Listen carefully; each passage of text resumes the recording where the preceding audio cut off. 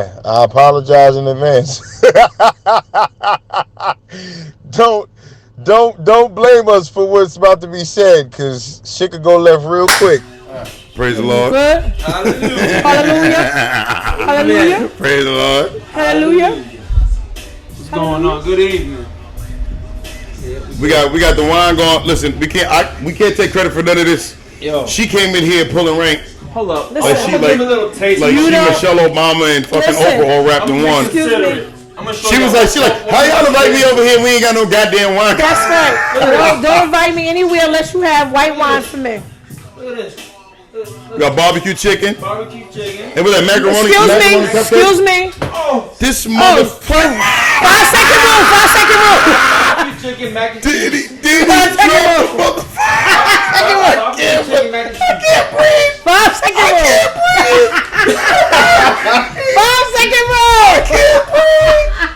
I'm sweating. 5 second rule. I'm sweating. Fucking dirty, man. It is macaroni and cheese Oh, cupcakes shit. topped with barbecue chicken with And extra we got sauce. wine. We got wine. Don't With a invite little me. bit of white wine. You know? Listen, don't invite me anywhere unless you got a little white wine. That's for the me. rules. Oh, That's my the lord. rule. That's the rule right there. We're going to be discussing this food. This delicious food.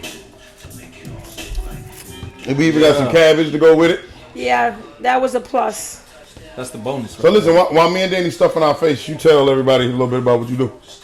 Well, my name is Tashana from Tashana's Kitchen. I have a catering business, but I just embarked on a new project that's going to really be my baby.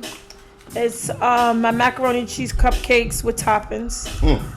Since COVID, well, I'll go back as far as even COVID. Prior to COVID, since I was very young, when I was, as I've always cooked for my family and friends, my macaroni and cheese has always been a major hit.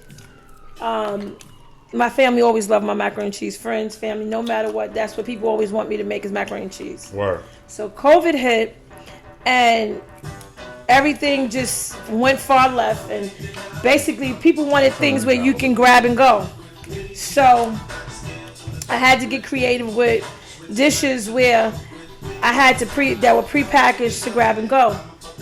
And then I ran with the idea of, wow, okay, let's do these macaroni and cheese cupcakes with toppings.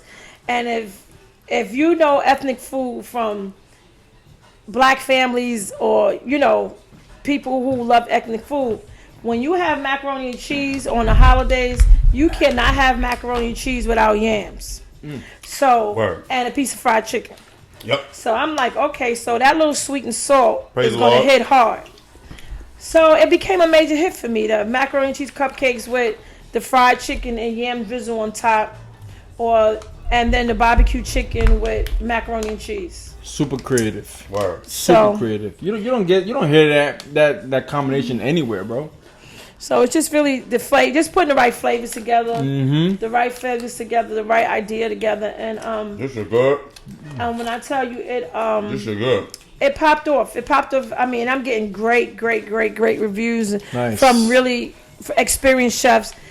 To be honest with you, probably since I've been doing them, not one person ever tried to alter. You know how usually somebody say, well, you know, maybe you could do it this way, that way. Yep. I've really had nothing but positive feedback from people who've been in the business way longer than me. Nice.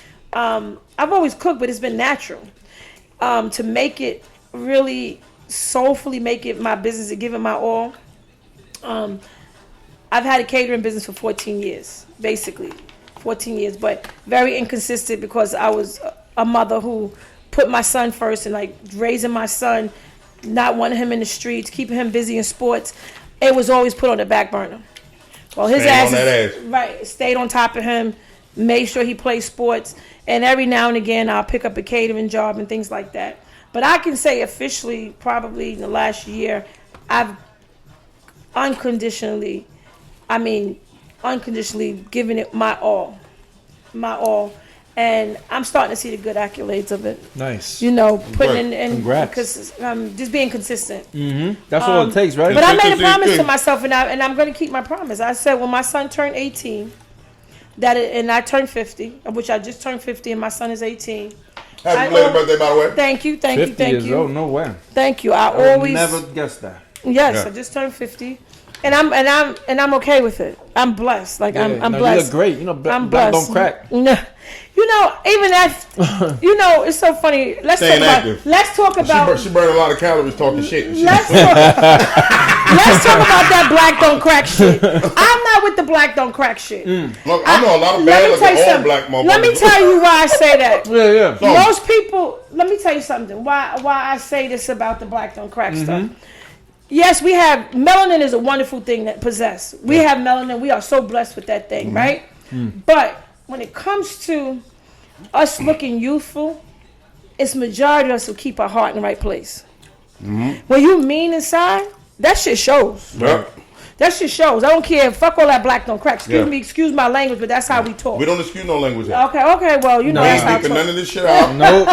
Nope. So with the black don't crack stuff, yeah, but sometimes when you're mean-hearted, evil-hearted, yeah. But you got some brown sugar in here? If I She tell ain't you giving how, away the goddamn recipe. You asking questions. Yo, this mac and Then he cheese, gonna though. try to make this shit. I ain't that I ain't gonna try to alter this shit. You can't. nah, what's so crazy? Like I'm starting to learn about like my son Kojo and my sister. My sister is my manager, and Big shout out to Jasmine. right, she's my manager. I love Jasmine. Miss you, girl. She over out big. You know this motherfucker. I hit Jasmine the other day, right? A couple weeks ago when I first got surgery. So I'm like, yo, what's good? She's like, yo, man, surgery. How you doing? I'm like, I'm good, man. I said, we got links soon. I said, I miss you, your sister, all that shit. Right. She go, I'm in Vegas. I go, when you coming back? She goes, I live out there now. I said, well, thanks for telling the motherfucker. Right. Yo. But that's how I feel about you having fucking surgery and you ain't tell nobody. So let's talk Damn, about that. let's get it. Okay, we can go past that. We ain't talking. Carry on about the food, please. So anyway, yeah, we'll move past that. We'll move past that. But so anyway, No, we'll get back to that. so the thing is like Kojo, Jasmine, and everybody, they like, I was trying to want you to make videos showing how you cook. I'm just a person like, and it's not to toot my own horn or anything like that. I'm off for how I'm feeling in the moment. Like I'm not a person like, I don't use recipes. I don't do any of that. You wing it. You wing it as you go? I just make it my own, whatever I cook. So it's not that I don't want to do those things, but once I have in my mind I'm going to make something, I get creative and I start thinking about it. And I'm not camera shy. I'm not. It's just I We just. know that. Yeah, obviously. We know It's obvious. You man. taking shots? She been terrorizing me. You taking shots? For about 6-7 years now. You Yo, taking shots? Oh, excuse me. shit. You don't want none of this smoke over here. Shit. Jamel, you don't want none of Tashana this smoke. She was then she been coming. She one of the only motherfuckers come to boot camp. They gonna tell us what she not gonna do. That's She what I'm doing that shit. she gonna, and then go and lead a revolt at boot camp. No, see, y'all don't have to listen to him. Y'all got to tell Jamel sometime. No, I'm not doing this That's shit. right. I'm like, how the fuck is? You want me to run up fucking hills and shit like that? I can barely breathe. No, I'm like, Jamel, I'm telling you, this is what I'm gonna do, what I'm capable of doing. That's it. And he's like, Sean, don't make me kick you out. I said, kick me out. I don't care. No, like he be doing the most. Like, yo, he's the best trainer. Like, but you gotta come with that kind of energy ready. You can't be ready for him. Yeah. Oh my god. I got sauce on my face. No, who cares? Like that. You supposed to Your have beard hide it in your goddamn way. I ain't got no beard to hide my shit. Look, Fuck. look at Daddy. So, Yeah, I'm saying this shit is good. so That shit is good. it's just But I get it though. You wanna know something funny? Listening to you talk about your response to Jasmine and Kojo about when they would mention making videos for you to cook. That reminded me of when I first started training Alan. Big shout out to Alan Jenkins. yeah, I remember. Nicest Alan. I tattoo remember he artist used out to- here over at House of Color. Go take a look. Visit Oh, him. okay. When I That's started a training, tattoo guy, ain't it? yes. Yeah, I remember. He's he the used to- strongest- He used to go boot camp with me. He's the strongest tattoo Yeah. artist in Long Island. Yeah, hey. Yo, when Alan Wrong as hell. first, the only reason why I started making workout videos was because of Alan. When I started training Alan in like 2011, 2012, that's 2011, and he was like, "Yo, man, you should videotape this shit because not a lot of motherfuckers be doing it. I was like, Right. because like working out is my escape from everything.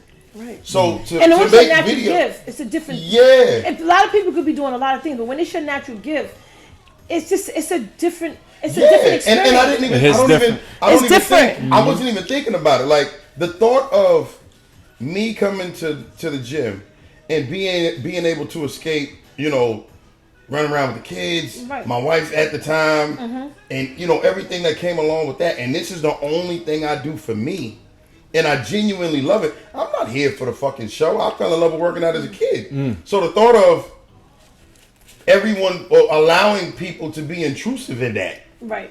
because I'm putting up videos of me doing. I'm like, this defeats the purpose of why the Having fuck I that- started doing it in But the first for me, place. You know what I'm saying?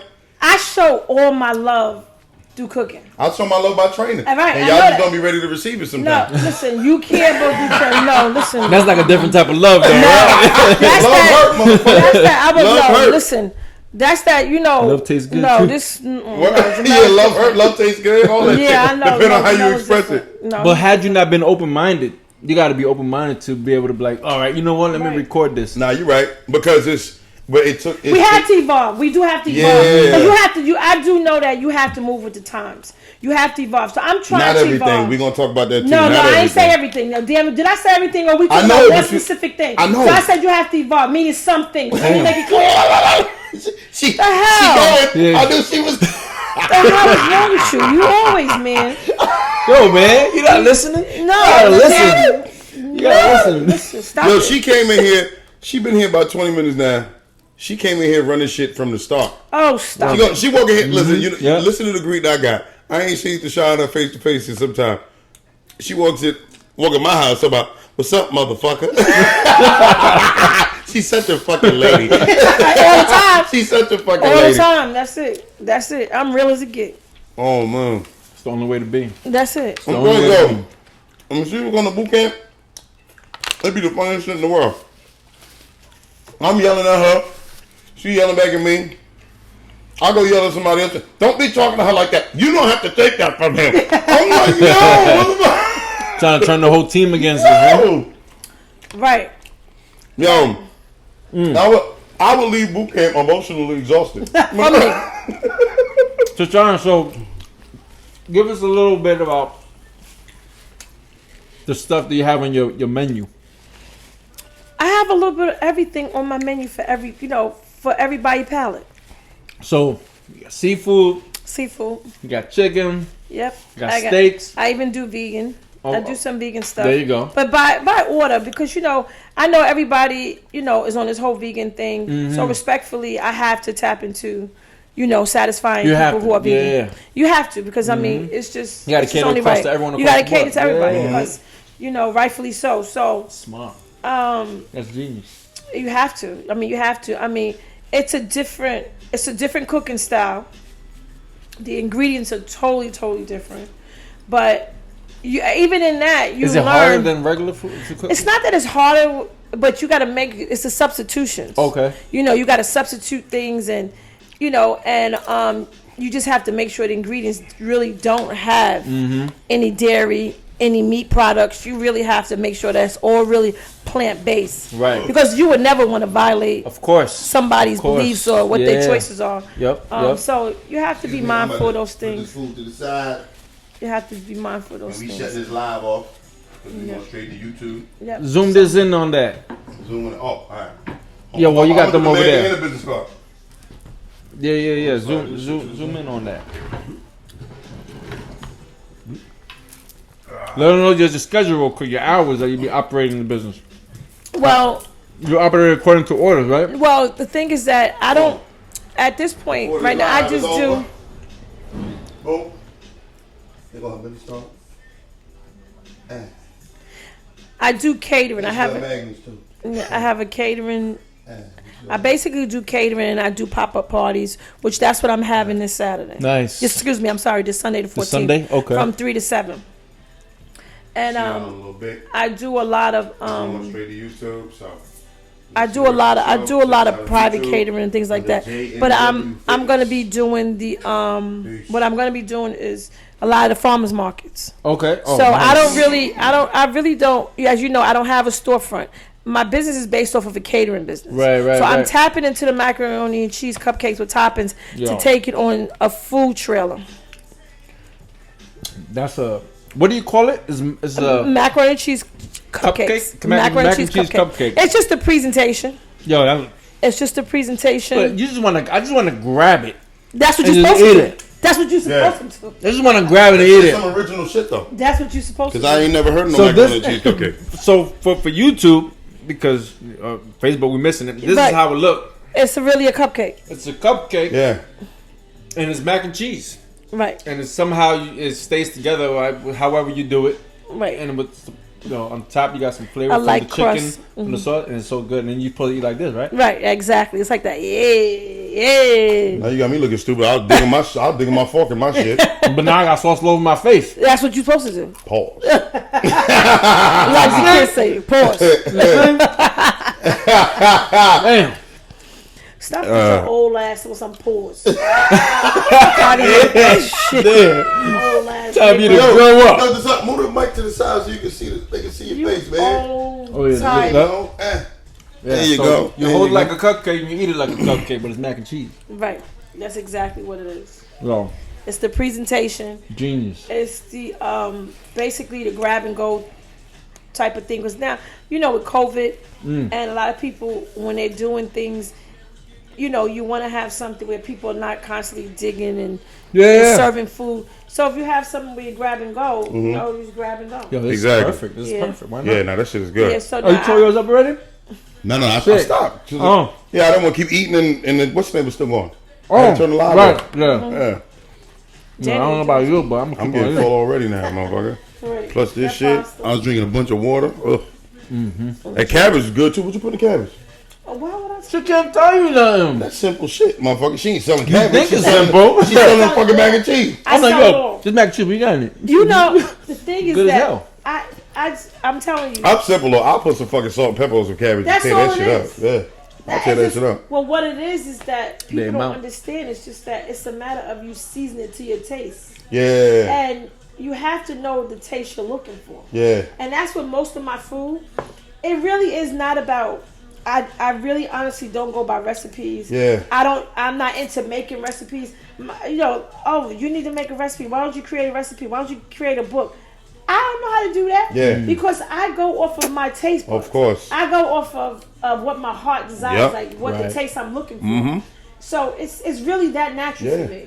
I've been little by little It's not having natural for me. pushing the cooking responsibilities on the kids, so that way they learn like, yo, motherfucker, when you get out of here, You ain't gonna be here for the rest yeah, of your life, you know right? what I'm saying. So like they'll season something, like the meat or something like that, and then I'll come behind them. I'll be like, yo, I'll be out working. Season the meat before I get home.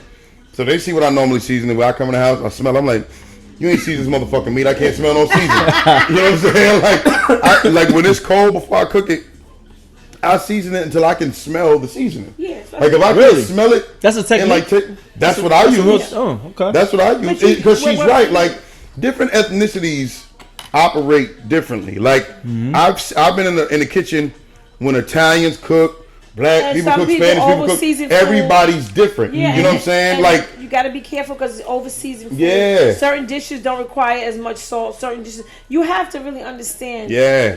the technique of cooking. It's Like a I'll technique eat and the pork, dynamics. but I know from talking to people like pork is a very salty meat, so you don't need a lot of salt for pork.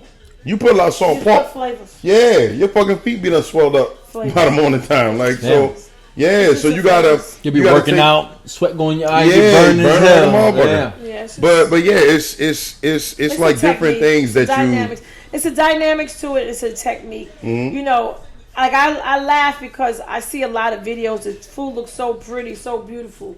But my thing is that doesn't fascinate me. Presentation definitely 200% is Yeah, but does it taste flavorful? Is Right. it good? It looks pretty, but does it taste good? And All that glitters ain't gold. Nothing. Listen, let me tell you something, and I mean this from the pit of my soul. Seriously, nothing makes me more happy when people eat my food like, damn, Tashana, that shit is good. yeah. Looks pretty, good. I'm happy you said it looks good. Yeah. But I'm the type of person. I'm gonna listen. I'm gonna find you and ask you, how did the food taste? Yeah. How was the experience of eating it? Exactly. Was it good? I want to know, because that's what gives me satisfaction in my business, is to know that my customers are satisfied with my flavors, with the dynamics of the whole thing, of everything, like just the presentation. Was it good? Is it something that you feel that I could have changed and made difference? And taste. Yeah. Have all bases covered. You have to. So I'm just like, in that way, I'm kind of like old fashioned. Like, it makes me happy to know that I'm satisfying my customers. Yeah. Definitely, I have to. That's what's important. I love the fact how you gotta grab it and eat it. You know what I'm saying? Not like to enjoy food. Right. Yeah. Exactly. It's a food that you're supposed to enjoy. You're supposed to indulge in it.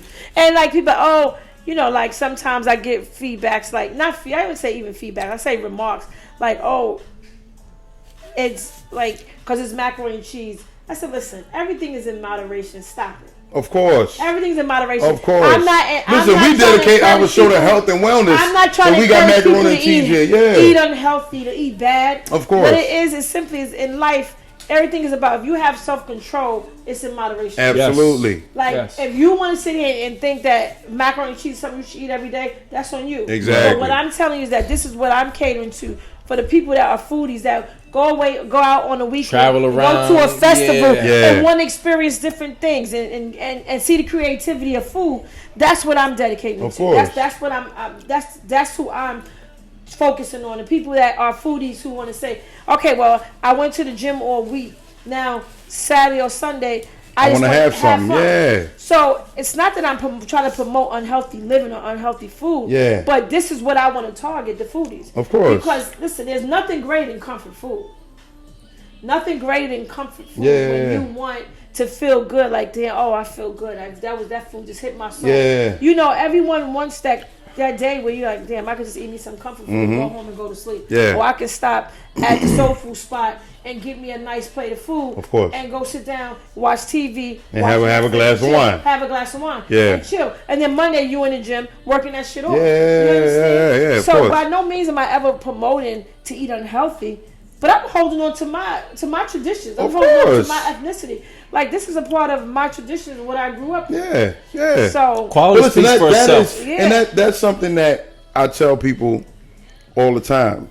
Like, growing up, you black, you Hispanic, a lot of shit is dedicated as far as food goes. That's what we have. To it being fried, lots of starches, rice, beans, fried chicken, all this other stuff. And you want to know something? That being the foundation of what you're eating is never good. We talk about that all the time. In fact, when Italians, everybody. Exactly. And every ethnicity. All my years of training, every ethnicity has their vices when it comes to nutrition. Right. Black people fry every fucking thing. Right. Hispanics eat a lot of rice. Rice and beans. Right. Italians eat pasta and bread. Like, that's the foundation of what they eat. So everybody has their issues. And everybody that I've trained from those groups who struggle with their weight or with their health, those are the things that they struggle to let go of. Right. You know what I'm saying? And I remember being a young black kid growing up, and going to countless funerals for older relatives who passed away decades before they should have. Right. And I'm sitting there, and pastor after pastor, the Lord called them home, called them home. And then I get older and I learn a little bit about the body, and I'm like, ain't nobody call these motherfuckers home. They just kept eating the same shit that their doctors told them fucking not to eat every day. When the doctor tells you for 20 years, you might want to stop frying your eggs, your chicken, your pork chop shit every fucking day. Yeah. You might want to do that. Well, and when you pass away at 45 because you got a 70% blockage in your heart, that ain't the Lord calling you home. You just a hard-headed motherfucker. Yeah. Well, so what she's saying is, eating this is fine. Just like having a drink is fine. Right? But if you sat and polished off a bottle of wine every fucking night, that's not good for you. Right. Doing it on a Friday or Saturday, that's okay. Too much of anything is no good. Yeah, absolutely. Straight across the board. Yep. And it's just the mere fact is that as I've gotten older and I mean, I've been a pescatarian. It's so funny that because I've been a pescatarian. Well, Oh, you're a I've been pescatarian. 99% of the time. Let me tell you what's the That's 1%. so you eat mostly fish. Yeah. Fish and shrimp. Fish and shrimp. Let me and you know. Oh, she gonna shellfish. throw the shrimp in there. But no, Yeah. but let me tell you something. But it's so funny because let me tell you why the 1%. I even say 5%. You got to taste the food. No, No. I can't let go of chicken wings and turkey wings. So that's So that's why I said 95%. That's fine. Yeah. So and I'm fine with that. Yeah. But I live in my truth. So 95% of the time I'm pescatarian. So But you got to taste the food and as all well, the right? food, all the food that I cook, most of the time I don't eat it till the next day. Really? When I'm cooking and I'm grinding and I'm cooking with my whole entire anybody that's helping me, anybody that's assisting me, they'll tell you right away, Tashana's not eating. Like I just majority of cooks and chefs and people who are in the business, most of we don't eat our food. So how do you know? How do you go about? If it's, Well, if what it's, I mean, I taste as I'm going along. Okay. Or I have people that I know that I trust their judgment. okay. My best friend Cheryl, her judgment is always number one. Shout my out. sister, Yep. okay, my sister, and that's and my kids. Yeah. That's it. You know, Okay. certain Good. Nice. dishes. Nice. I have to like now when it comes to veggies, I love the veggies. Now I can see now I can take a whole bowl of the cabbage. Once I make that, now I can take that and eat that and taste that. Yeah. But the heavier food, like Sit back. yeah, but the Danny heavier gonna food. have itis. I'm about to sit back because it hit me. Yeah. Oh. That's what it's supposed to do. Hit your soul. Oh man. Oh. Good. I I'm have glad. this glass in my hand. Shit, I already finished mine. Don't mind if I do. Yeah, you stupid. Yo. So all right, we touched on the your business side, which we'll get back to as well. But I want to get into as far as like your whole the idea or what your experiences have been as far as being a single mom for all of these years. You know what I'm saying? You have two kids. You got Joe, who's what, 18, 19 now? 18, And your daughter is how old? 32. But how Shot many at years you been a 32. single mom for? Let's start there. 32 years. It's my daughter. 30. My daughter is 32, Okay. and her father died when she was 19 months. Okay. So I've raised Yeah, her sorry to hear basically that. by myself. Yeah. Yeah. And you know, as you know, she has medical challenges. She's very medically fragile. And yeah. So Nice. Okay. yeah, and I'm a full-time caregiver to her. Still running the business. Still chasing behind an 18-year-old. No excuses. No excuses. No Good. whatsoever. No whatsoever. I mean, but So and all- I for say all that single in the moms most says- humble way. But let me clear that up when I Yeah. say no excuses. Okay. Because it's not that they're excuses, but it's hard work. Yes. And when I say hard work, it's I get tired. I get tired of having things to get over and get through. Mm-hmm. But I have to keep pushing forward because my main focus always has been as a single mother, I would never want my kids to hurt or deal with a fraction of what I had to deal with Yeah. or what I was exposed to. Yeah. But it doesn't take away or negate what their walk in life would be. But if my good could outweigh my bad, that's all I cared about. Yeah. Yeah.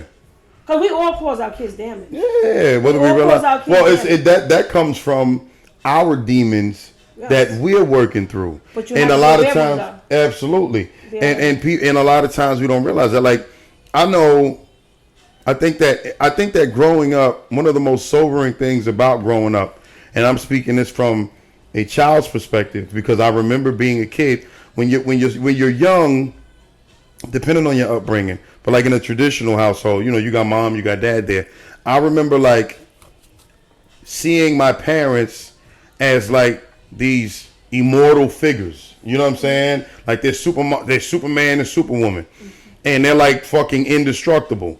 And And your kids treat you like it. exactly. And then I remember coming of age, and the most sobering thing was seeing them and their faults, because it's almost like I equate it to, you watch, everybody's seen The Wizard of Oz, like you see him as this all-powerful figure, and then they got to Oz and realized he was just this little old fucking white man Right. pulling the strings, and Behind the curtains, yeah. he was just as vulnerable as them. Yep. You know what I'm saying? And I think that sometimes kids don't understand that. Like, human. yeah, like We're yo, human. your parents have more than likely, if not definitely, were dealing with their own shit while they were raising you, and you just hope that without a doubt their shit doesn't spill up. That was always my biggest thing. Like, excuse me, like how you just touched on it.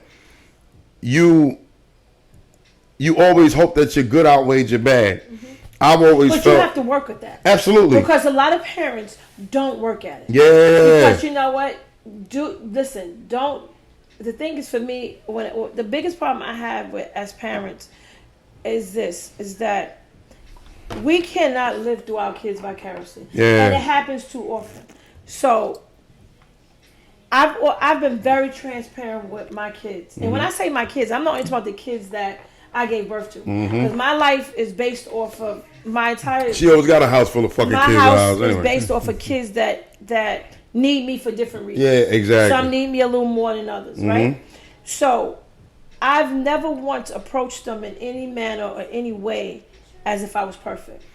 I've shared with them my indiscretions. Yes. I've shared with them my imperfections. Absolutely. Constantly. I start off with my experience first to let them know. So bring it down. Yeah. Receive what I'm saying. And that creates a level of closeness that people don't realize. Exactly. Listen to me to receive me, but not listen to me to respond. Yes. And when you get a kid's attention and what they will listen to you to receive you, they're going to still make mistakes, but they're going to learn to trust you. Mm-hmm.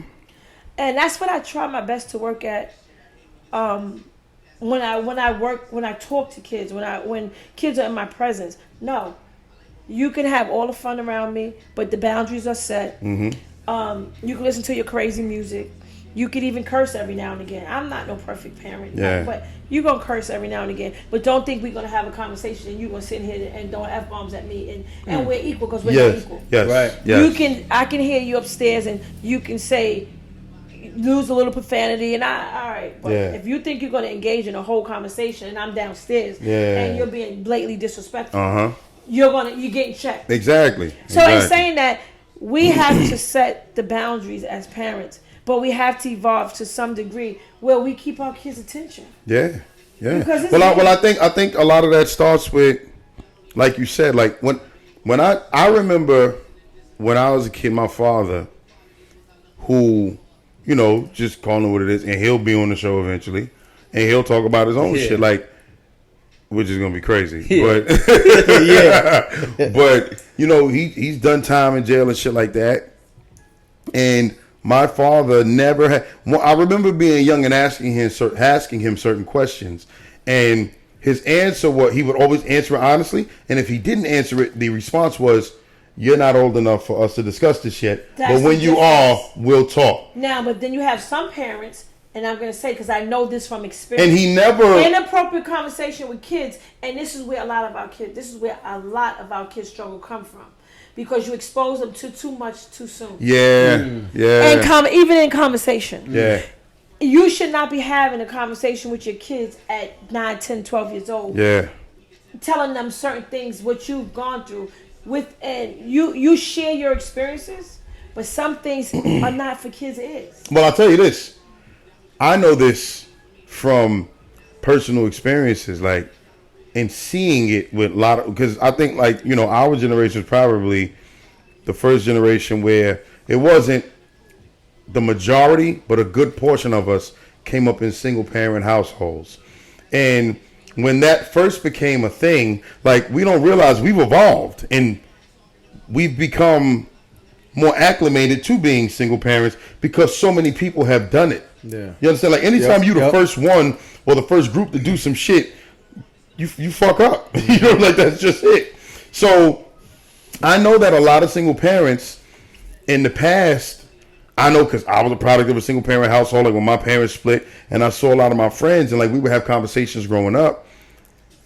When that structure is broken, a lot of times the mom, who's the majority of the times a single parent, like, I'm like a goddamn unicorn. Not a lot of dads. You're one of single millions. It's more than you know. It's just not supposed to. Well, yeah, you're right. It's more you know, because I have to stand firm on that because I am one that advocate for single fathers. Yeah. Because that's not true. Yeah. It's just that it's not spoken about. Mm-hmm. And there are a lot of single fathers who are doing a damn good job. Yeah, and I say that a lot. Like, yo, I'm not. People say that to me all the time. Like, yo, you're doing this, you're doing that. I'm like, yo, there are a lot of guys out here doing because women supposedly are more nurturing and things like that.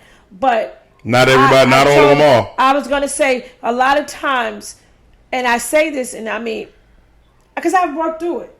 I've gotten to this point of the love I give my kids and the commitment I've given my kids and the sacrifice I've given. And let's just talk my son. My daughter is a different situation because my daughter is medically fragile. She would never know what it is to be an adult or things like that. Yeah. So let's just focus on my son. What I say about my son is this, is that I consciously made it clear to him, I can't teach you how to be a man. I'm okay with saying that. Yeah. Because all I'm going to teach you is how to be a decent human being, to be a respectful human being, and to have empathy, compassion, and stand firm in what you believe in. Stand firm in what you believe in, even when you have to stand alone. Yes. Don't waver. Yeah. Don't ever be a wavering person. Because in life is going to happen. Yeah. And when life and it's happens, gonna test you. all you're going to have is your word. Yeah. So be a man of your word. Yep. Be a man of your word because life happens to everybody. Yeah. Life happens to everybody. So what you have to do and understand is that you need to be a man of your word. Integrity and character is everything to me. Because you know what? When life beats you down and you have to go to your left, to your right, or look to your back, there's going to be people around you that's going to say, I got you. Yeah. Because of your integrity and your character. And the relationship you've built. And the people that you've allowed to be a part of your circle. Yeah. Who matters. Yeah. And how you treat people. Yeah. And how you react to people. And no, I it's not that the one thing that people I constantly have to explain to people, I'm not a pushover. Anybody meet you for 5 minutes? Well, you know shit. what it is that no, but that's not true, Jamel. Because you know why? Because see, my tolerance for kids is not my tolerance for adults. Yeah, okay. So when I tolerate kids, that people think that I should just let them go. Yeah. No, we're not talking about a child. When you're dealing with broken people, you can't expect but so much from a broken person. Yeah. So when I take on broken kids, it's not my job to give up on them. Yeah. Too many people do. It's not my job to give up on them. Yeah. So no, it's not that I'm a pushover. It's not that I'm too nice. It's just that I love you, and I'm trying to help you to meet you where you are. Yeah. To help you get past and get over this hurdle. That's what's important to me. Yeah. So a lot of time people say, "John, you're so nice. You got all these kids in your house." Because somebody got to do it. Yeah. Right. No, you're right. And you want to know something? As they get older and these kids become men and have families and lives of their own, they'll look back at things like that with, fond memories. Like, yo. And if they don't, it's okay. Let me tell you why, Jamel. Really, seriously, some of them don't. And some probably won't. Because the process that it takes, this shit is hard. Yeah. The consistency it takes. It's easier to stay where you are. But being consistent. Yeah, it's easier to stay where you are and then progress. Then fight through this shit. Yeah. This shit is hard. Yeah.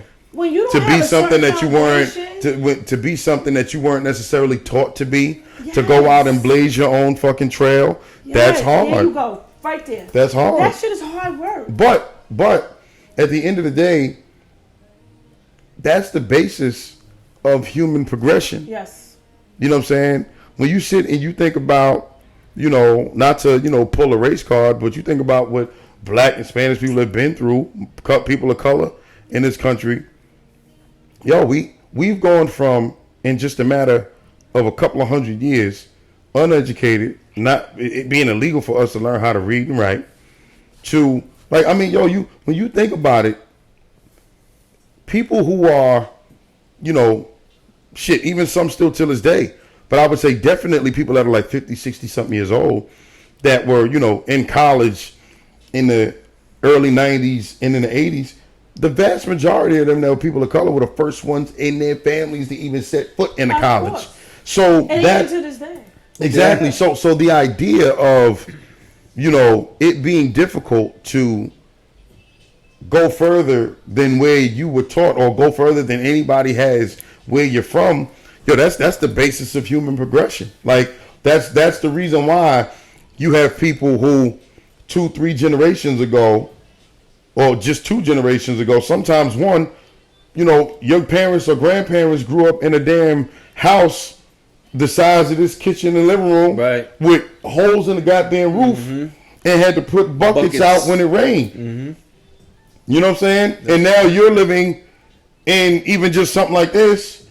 That's a damn progression. You know what I'm saying? But the sense of entitlement today is different. Well, that's a whole nother story. Yeah, but the sense of entitlement, they would never understand. These kids today would never understand that kind of struggle. Well, because I blame that on us. I just said and I'm not saying us as individuals. We don't want because to go what we've been through. Well, but that's bullshit though. Because at the end of the day, right?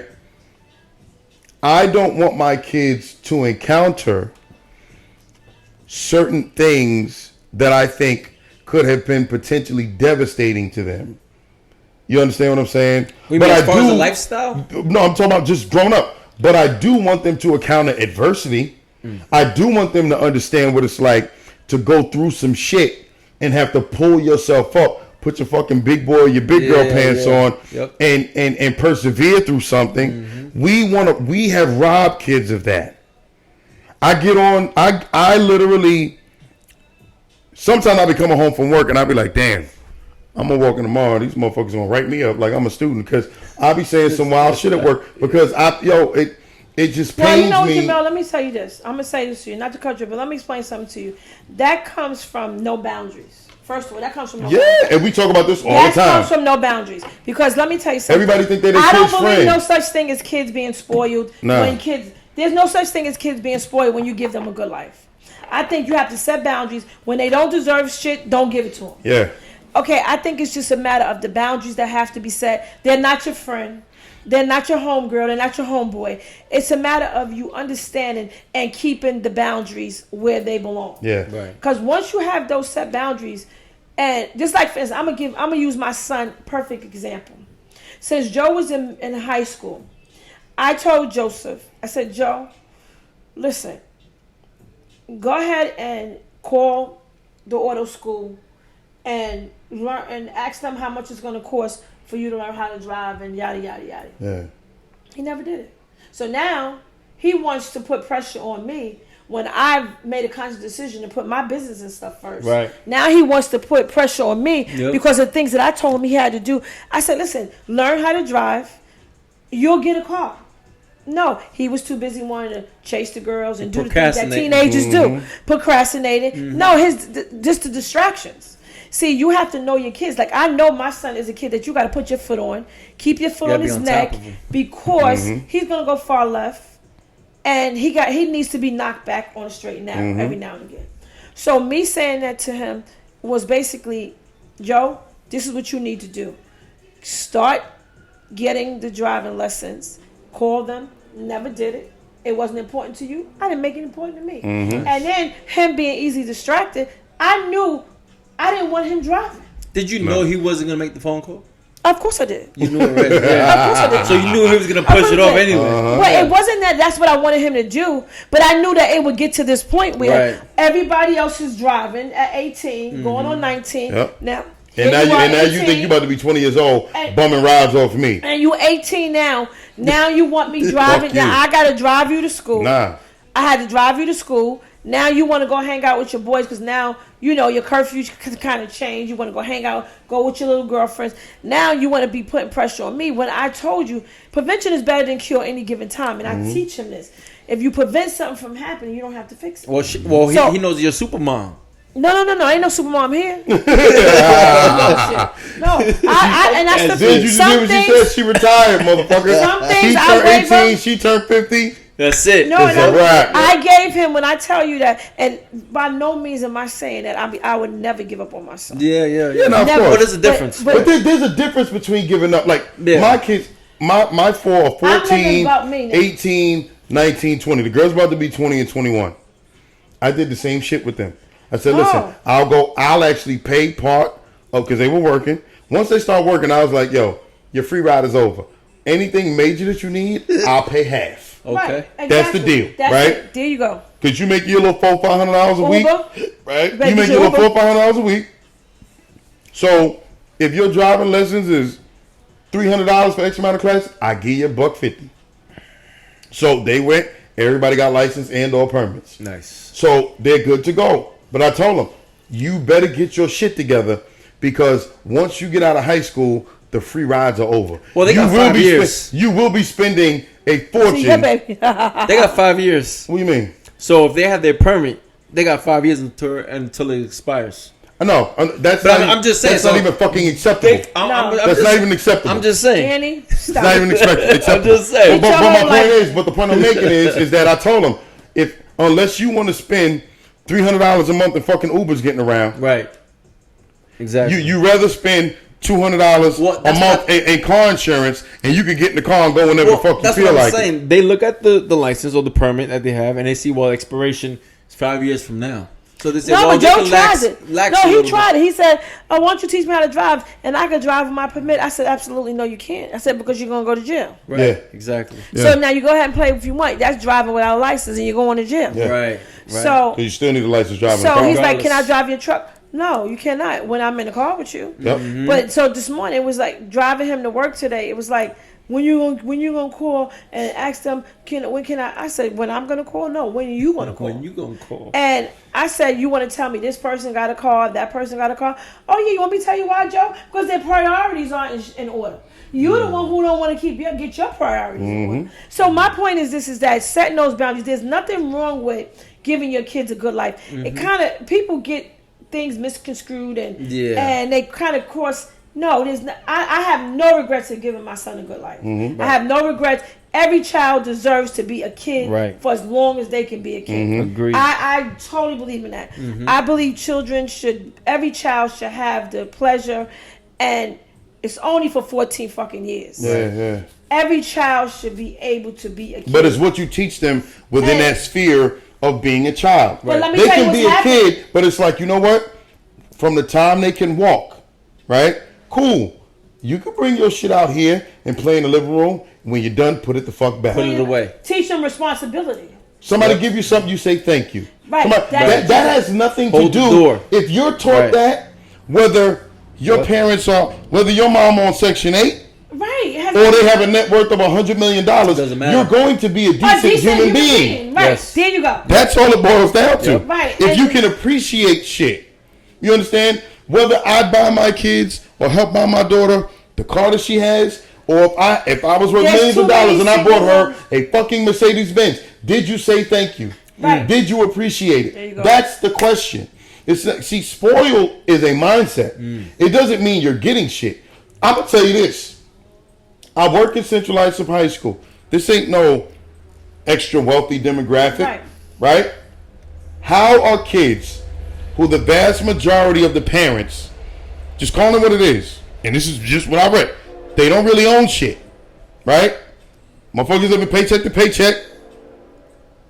You understand what I'm saying? Most of these kids, they got free lunch or they're applying for free shit, but yet they got brand new fucking Jordans on every day. Everybody got a brand new iPhone. We give them shit as adults. The ones that are taught right, thank you, Mr. Patterson. Right. Thank you, Coach. The ones that aren't, take the shit, keep it moving. Right. So spoiled has nothing to do with money, because last I checked, not very many people in Central Islip are fucking millionaires, but it's a mindset. Because there are a lot of spoiled motherfuckers. It's always about the mindset. There's a lot of spoiled motherfuckers walking around here with broke ass parents. So it has nothing to do with money. Faking the funk. It has nothing to do with money. It's all about what you instill in your children. If you instill values in your kids and they have boundaries and they've been taught certain shit growing up, your spoiled has nothing to do with what your parents brought But you. let's talk about Generation Z. Even in that, Fuck all these kids. no, That one hit. that's how I feel. But let me tell you something crazy. You know what? Because I have this conversation. Well, all no, the time. fuck the parents. That's what I was about to say. The parents But listen to created me. these motherfuckers. Not only that, the parents. I had to say something like, Disgusting. And when I say this, and I mean this in the utmost, like in the most sincerest way ever. When I tell you what I witnessed having my son, like when I tell you, I see these girls out all hours of the night. I'm the only parent. So me and my son used to be tight. But as soon as my son start fucking, I'm saying it for what the fuck it is. As soon as my son start fucking, these girls start giving him ass. As soon as he start hanging around with guys who parents don't have to answer to. That's when my son started to look at me that I was doing something like wrong. you the enemy. Right. But I'm doing something wrong. So I'm Virginia Woolf no matter what. Now, meanwhile, me and this kid was thick as thieves. Yeah. From basketball games to... And He's still balling though, right? No. Oh, He don't want to play ball no more. Okay. So, down to... to the point where my son was 14 years old going to Sweet... Daddy, Judge Jamel, I'll tell you, my son used to go to Sweet 16s at 13, 14 years old. But... organized Sweet 16s where there were adults there. There were people who paid I never agreed with them, but they went to these beautiful, extravagant Sweet 16 parties. Yeah. They doing good in school. I don't have no problem with seeing a parent pay whatever they want to pay for their child and pay for Sweet 16s. But then you tap into that when you get control of them to a certain point, then they start to tap into doing adult things. Right. It's no longer that trust there. Yeah. No, you lose trust. When I tell you the challenges are there endlessly, because now you have parents who think their kid, your kid is going to their house where the fucking parents are giving them alcohol. Well, I was just gonna say the fucking parents are allowing them to smoke weed. A lot of parents want to be the kids' friends. That's the problem. And this society of kids today. That's the majority of them. That's what that's the majority of them. You're going to make mistakes as a parent. You're going to do all the wrong things. But I'm one of those type of parents. If you come to my house, and I don't give a fuck if you 20. If you're not fucking 21, don't ask me for no alcohol. Right. I'm not sitting down drinking no alcohol. I'm not sitting. You can't be in my face about you going outside to smoke weed. If you're not grown, you're not 21. I lead by example only. Yes, I agree. That's it. Yep. I don't waver. You understand? I don't have nothing against weed, but if you under the age of 21 and you're a parent, you're allowing your kids to smoke weed, fuck you. If your kids under the age of 21 and you're allowing your fucking kids smoke weed and drink alcohol, fuck you. Yeah. And I'm sorry, and I mean that in the most, because that's how passionate I am. Because let me tell you something. Let's talk about psychologically. Well, listen, I ain't gonna lie. For Thanksgiving, I make my older kids take a shot with me. I'm like, we gonna get. I said you gonna get your liver some muscles what now. You normally do. I'm not sending you away to college to get drunk for the first time with some random motherfucker. Have a shot with Dad right quick. Yeah. That's it. What I'm saying to you is this: on New Year's, we all have champagne. That's what you choose to do with your kids. But no, as a parent, I'm not gonna have a house full of fucking 17-year-olds and giving kids alcohol. Nah. I'm gonna tell you right now, if I ever found out one did it to mine, I'm calling the police and I'm gonna whip your ass. Yep. Just like that. We're gonna share the same cell. I'm from the old school. I don't play that shit. Yeah, I agree. I don't play that shit. Yeah. At the end of the day, be an adult. Kids don't need friends. They got enough of fake friends. They got enough of associates. They got enough of one mother and one father. Be that. That's it. Just be a parent. And at the end of the day, they do not have to like you. They have to respect you. Yep. And I guarantee you, I remember distinctly myself. There's so many things that I was allowed to do as a kid. I look sideways at my fucking adults now. Like, yo, how was I able to do that shit? Yep. How did so-and-so mother let her do that shit? Yo, you know my father's favorite saying was when I was a kid, and I was, 16, 17, 15, 14, and I want to do certain shit. Sometimes, depending on his mood, it would be after an ass whooping or prior. Damn. But the conversation always was, I know you don't agree with what I'm doing, but the difference is that I'm 40 and I've been 15. Exactly. But you're 15, you ain't never been 40. So I want you to shut the fuck up because I know what you know. You have no idea what I know. Right. You understand? And one day, say it, Pop, you're going to thank me. And I'm going to tell you, I used to think he was an asshole. I used to think my mother was an asshole. And he probably was. And they were at that time. And that's okay. And I put a Facebook post up the other day. You probably saw it. Well, I said, back in the day when your parents were the biggest assholes in your lives, we all were better off. Best thing ever happened. Because it prepared you for life. Right. See, the problem is that, when expectations mean a whole lot. So when kids are growing up today and they're given this free ride through life, throw your shit all over the floor. Mom Everywhere. will pick it up. Yep. Mom made spaghetti, meatballs, whatever. You don't want to eat your vegetables for dinner. It's you okay. can have a bowl of cereal. Right, It's fine. So you get this free pass. Then you start playing sports. These kids that are now in their 20s, right? They started playing sports 15 years ago. That was the beginning of everybody got a trophy shit. So then what happens? They get to high school and they encounter something simple. Fucking security guard like me. Hey, where you going? Where's your pass? Oh, I don't have one. At that point, they got a 15-year history of going through life any kind of fucking way they won't win. And I'm like, yo, you ain't got no pass. You gotta go back to class. Wow, you're not temper tantrum because they've never encountered adversity or authority. That's it. Now you can tell the kids that have, because there's still a few out there. I have faith because there's still a good amount of good parents out there. Right. And you want to know something? When I catch the good ones, I can tell them ones that are raised right. When I catch them, yo man, fuck you doing over here? Yo, my bad, Mr. Patterson. I promise I won't do it again. Could you walk me back to class?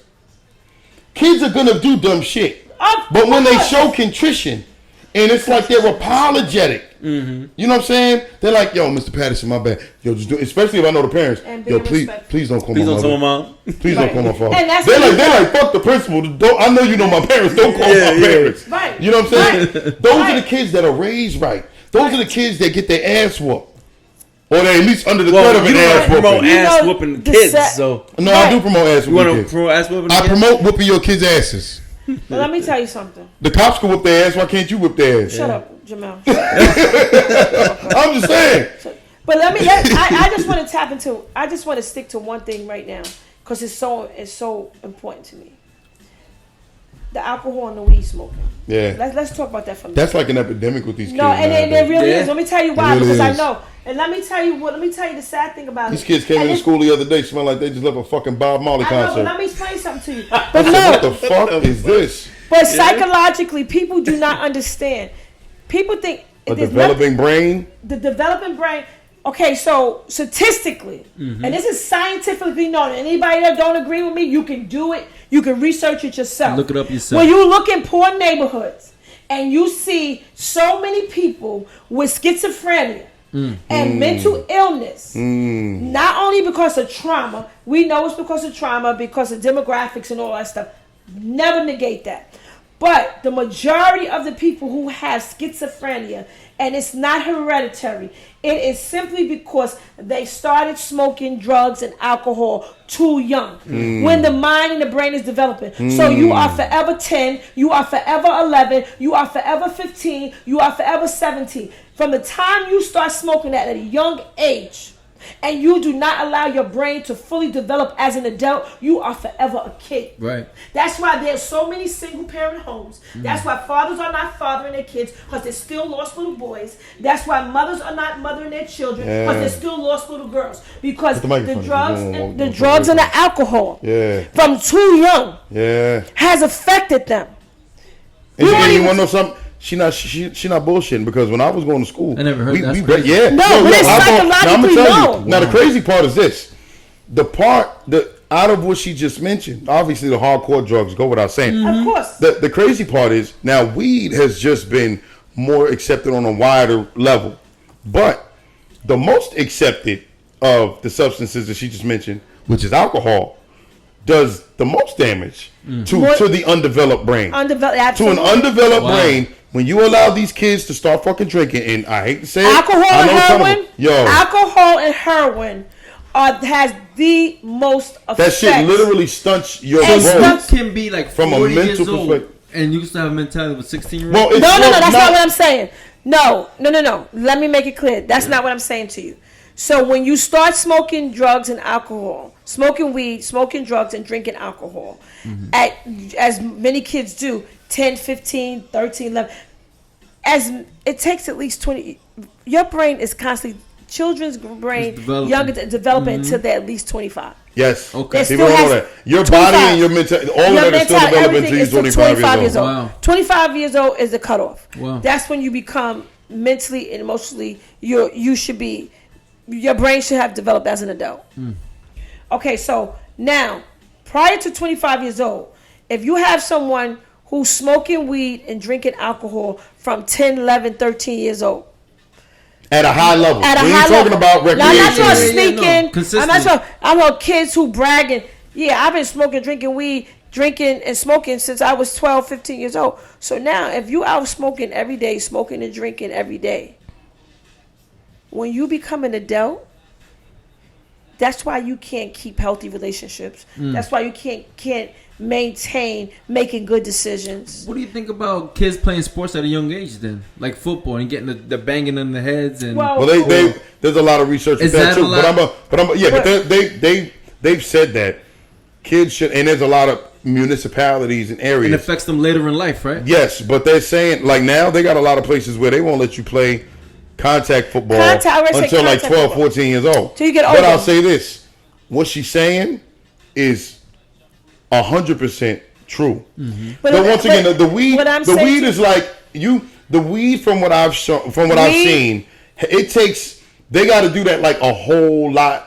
Like that, it takes a lot of fucking marijuana to But- produce that effect. But I'll say this: No, it doesn't. I've seen, but if I've it's consistent. that's what I'm saying. Consistent. That- It has to be that's what I mean. consistent. Consistency. Like not because I know kids when we were growing up, they would if they were hanging out with people that would smoke, they'd take a couple tokes and that. Right. We're not talking about them kids. We're not talking about kids who motherfuckers sneak that off. they smoke in the morning, they smoking at Right. night, Throughout the middle of the every day and fucking then leaving. day. Right. All That's day. a different story. And I'm gonna Throughout tell the you. day. And too much of anything is no good for you. That's just Right. it. But I'm gonna tell you, I see kids. I ain't naming no names because I know a whole lot of these motherfuckers. Well, my son smokes and I can't stand it. Yo, I'll be listen. honest. Not that I don't Having like a weed. conversation with these kids, because as security, we encounter these motherfuckers at their worst. Yeah, you take take that it? glass? Yeah, you can take mine too.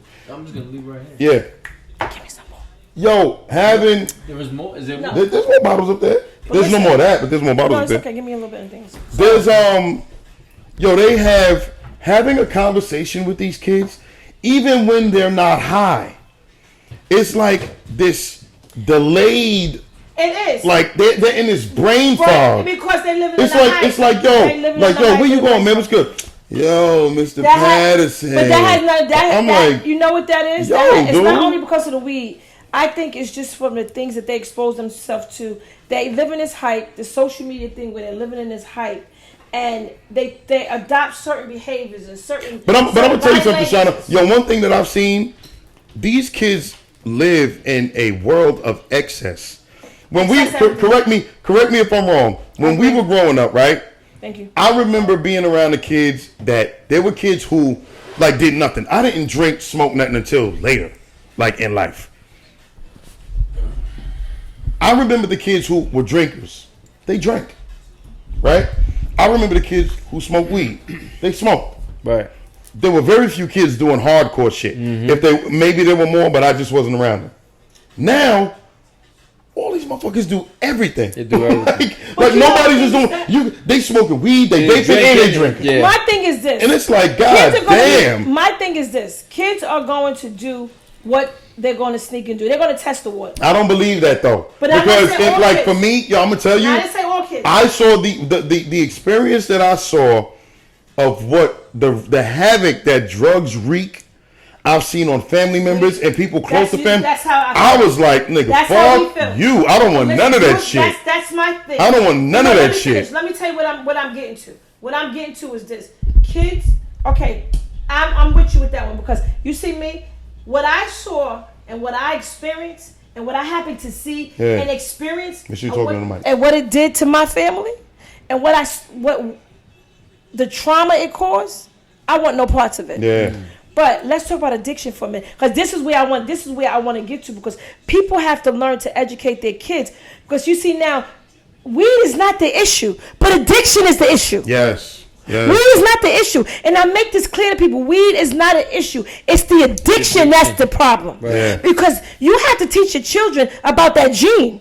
Because you see, Oh, you got it. Yeah, we all got it. Like I tell my son, I used to tell my son all the time, you're gonna have friends that probably could smoke weed all day, every day, and be functioning and do whatever. But I'm gonna tell you something: you come from families of nothing but addicts. You carry the gene. Yeah. So your experience with weed is going to be different as those who may Yeah. smoke it and function fine. You need to teach your children, educate. So it's a problem for me when I see adults allowing children to think that it's okay to smoke. You're supposed to make they're gonna do it. Make them feel fucking uncomfortable. Agreed. They're gonna do it. Agreed. Make them feel fucking uncomfortable. Yeah. That's what I know my son smokes weed. But I make his fucking ass feel uncomfortable every time he come in my house smell like a fucking weed farm. Give me one example. What do you do to make him uncomfortable? I said to him, you know you're a drug addict, right? You're a drug addict. I said, you know you're a drug addict, Fucking right? junkie. No, let me tell you why.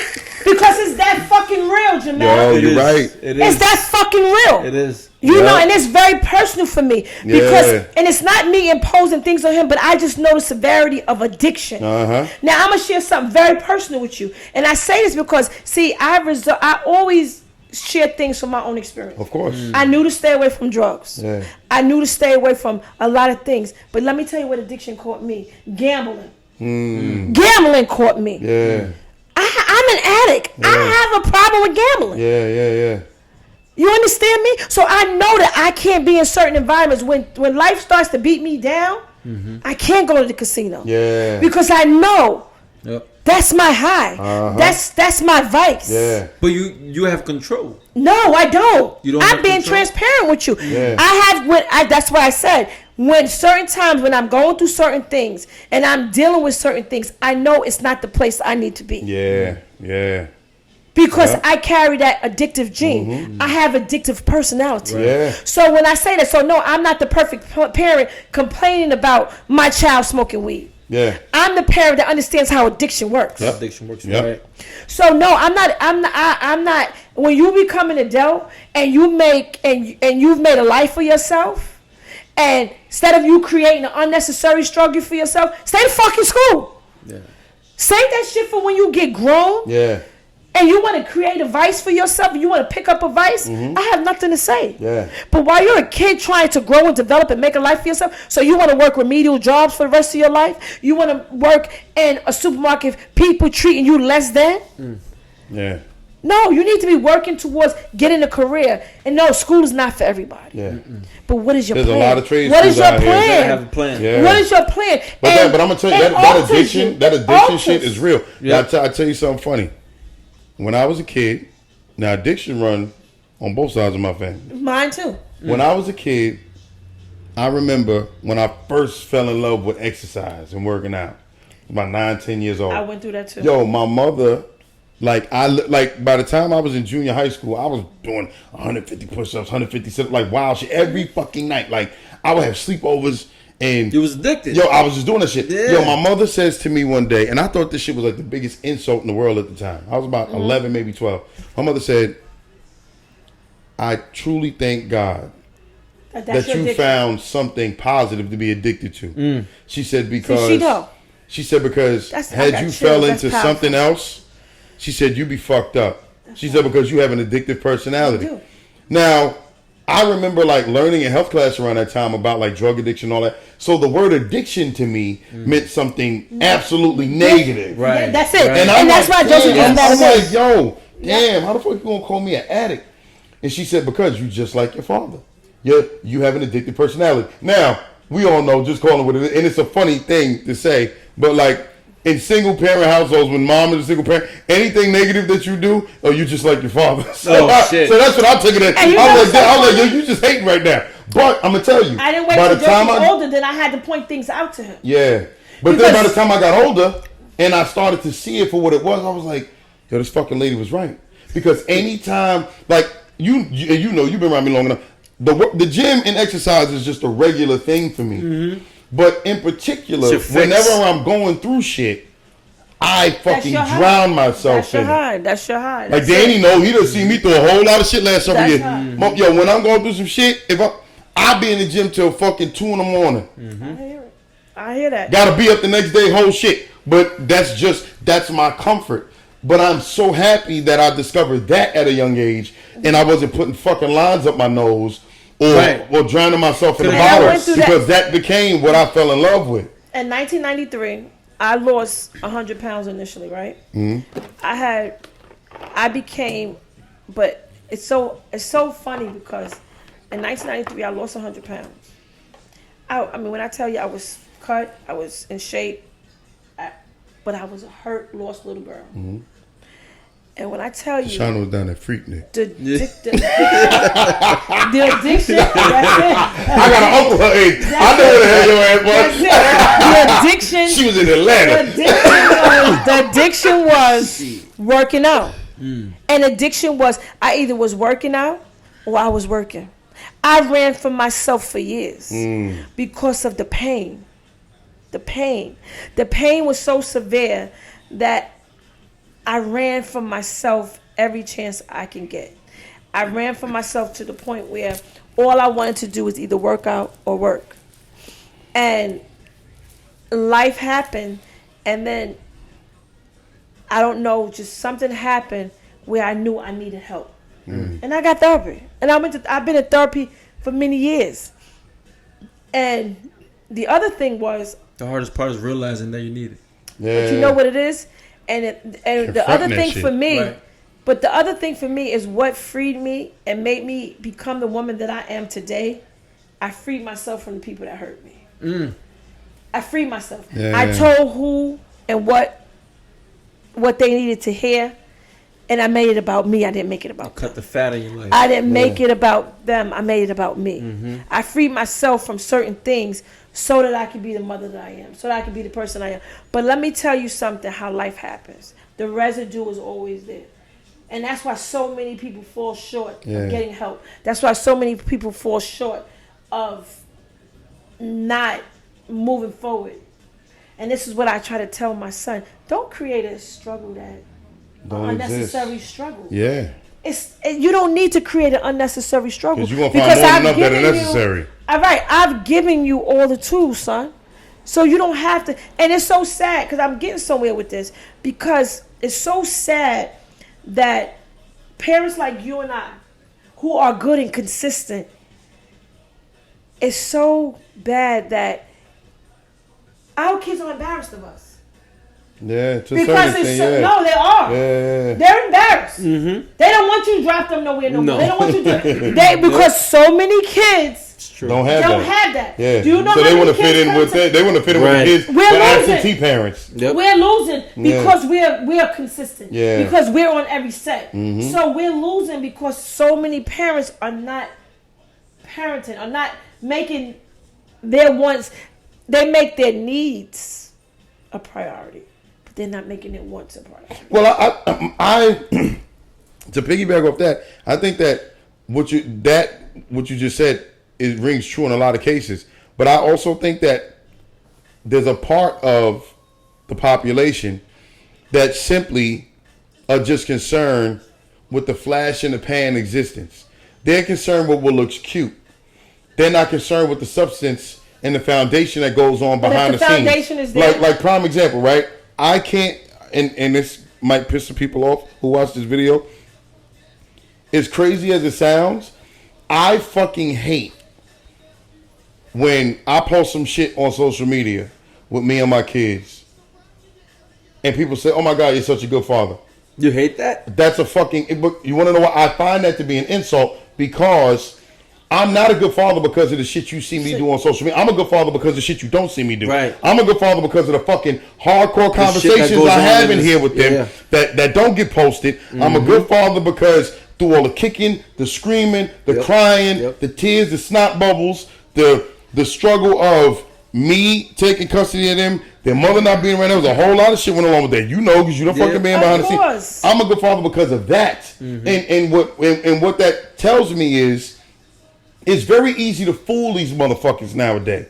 Because how do you know, right? People that don't know me, because there ain't a lot that know a whole lot about me. I keep my shit personal. How do you know that I neglect these kids all the time? Right. And I don't just tell them to smile for this fucking picture real quick or this video and post it. Right. You don't fucking know that. Nope. So what that tells me is, okay, great. You hit the jackpot and you got it right saying I'm a good father because I am. Right? But you also think that a lot of these rotten motherfuckers who aren't, Oh, good. who pick their kids up once every 6 months and tell them to smile on the fucking swing, you thinking they're good fathers too when they're fucking not. Exactly. You understand what I'm saying? So it's so easy to fool people by putting lipstick on a fucking pig, because Nowadays, everybody is worried about. I read some shit that a psychologist wrote not too long ago. He said the problem with society today, I'm paraphrasing, is that everybody is worried about having an amazing wedding, but not a fucking amazing marriage. Right. Everybody wants to have an amazing baby shower and these fucking gay ass gender reveal parties. I hate them. I hate them. It's like the weirdest shit in the world. Why you hate it, because now I gotta bring 2 fucking gifts for this little bastard before he even born. I gotta bring a gift for the fucking gender reveal, and I gotta bring a gift for the motherfucking baby shower. You get a universal gift, bro. Fuck that! I'm not bringing shit. I hate fucking engagement parties. You know how many engagement parties I've been to, and the motherfuckers cancel the wedding? Yeah, they split up. You owe me money now, motherfucker. I hate you. I hate him. What's wrong with you? Anyway, but it's like everybody, they want to post they got the little fucking sweet ass pics with the, and I ain't mean nothing against gay people. That was just whatever I just said. How it came out. I'm a little tipsy, don't mind me. But they post the little shit with the sonogram, and then the picture of her belly, and then they blow up the goddamn like what's name shit. and it's blue powder or pink powder. Fucking spam me, right? I gotta bring a gift for that shit. Then I gotta bring a gift for the baby shower, and then I gotta bring a gift for the first birthday. This little fucker gets 3 gifts within 12 months of life, and we talking about raising entitled motherfuckers. You know what I'm saying? But everybody's so worried about doing what looks good. Everybody has amazing baby showers, amazing weddings, amazing this, but you go in their house and you could cut the fucking tension with a knife. It's a shit show. It's a shit show. I know people personally that post pics and they wedding, their honeymoon, they this, they that. Good. And I've walked in the house and there's holes in the fucking sheetrock. Yep. From them fighting. You understand what I'm saying? Yep. So I'm more concerned with the substance. You understand what I'm saying? What goes on behind closed doors? Yo, exactly. But yo, I've been in relationships where the women have said, "Oh well, you never post nothing sweet about me on social media." I'm like, the fuck does that have to do with anything? I'm like, do you like me? Yeah, what does that mean? Do we get along here? How do I treat you? Do I treat you right? We get along well right here, right? Now I'm not saying that there's not a time and a place for that. But why are you worried about what the fuck everybody else thinks? Right. Like all my years of doing security, one of the things that pains me the most, and it sounds so simple and trivial, and I've had people argue me like, oh, well, there's a happy medium. No, I'm sorry. There isn't. Some shit is just too overwhelming. Every place you can go, you go somewhere tonight, it's Thursday, probably happy hour, people drinking, wherever they playing music, a lot of shit up and down here. You have more people with their phones out, more worried about making people who are not here in their presence, making them think that they're having a great time, instead of having your phone away and enjoying the company of the people that you with and actually having a great time. People are more concerned with making people think they're doing great. They're fucking doing great. They ain't doing shit, right? People are more concerned with making people think they're a good parent than being a good fucking parent. It drives me crazy when I see people that, donate to charity or do certain shit and want to post it all over the place. Yo, I've been fucking feeding homeless people and donating to charity on the low. Don't tell nobody, and I ain't never posted that shit. Social media corrupt everything. Well, I'm gonna say this as far as the now me as being a person who has a small business, and I do a lot of things with feeding people and things like that. Now, if you see me post something, my mindset always is that if you see me doing it, I hope you're doing it too. But I do know that there are people who are doing it just for the likes. But you have to understand something. All of this is about addiction. You know that, right? Yeah. All of this is about addiction. See, this is what I try to tell people. It's that fucking dopamine. That shit goes off. It's every all time about addiction. And people don't understand. Too much of anything is no good. And this is what I try to tell my son. I try to tell the young people around me. It's that everything in life is in moderation. I don't care from the smallest thing to the biggest thing. Everything. Social media included. Too much of anything is no good for you. You have to find a healthy medium and to find a balance in it all. And people lose their way. People have lost their way with social media. And to the point where parents have lost their way with social media. So that's why the kids are out of control. Because it's no more you keeping up with what your children are doing. You're just as much trying to stay in the hype as your children are. It's a vicious cycle that is going on in this society that there's no more big mamas. There's no more grandmothers now are in their 30s, their 40s. It's no more big mamas. There's no more big mamas you got to answer to. If you do something wrong, you got to answer to your aunt, your uncle. It's no more of that because now we live in a narcissistic society. Yeah. Everybody, it's about me, me, me, me, me. It's not about what can I do to help you or what can I do to help you feel good. Everything right now, we living in a serious. It's really truly Selfish. an epidemic. Yeah, I swear to God, I get up every day. It's an epidemic of selfishness. Yeah. Like when I tell you, people are so selfish. I mean, it's bad. Every man for himself. And now I mean, I've witnessed, and I mean, I've seen it with my own two eyes. I've seen grown parents who have children doing the same thing that their kids are doing on social media. Crazy. Fuck. Doing the same thing that their kids are doing on social media. I mean, listen, twerking. Like y'all gonna say, we wonder why the 14-year-old girl twerking because her 35-year-old mama twerking. And like I said, and it's a time and place for everything. Ain't a damn thing wrong with a 35-year-old woman twerking and having fun. Exactly. It's nothing wrong with it. It's just a time and a place for everything.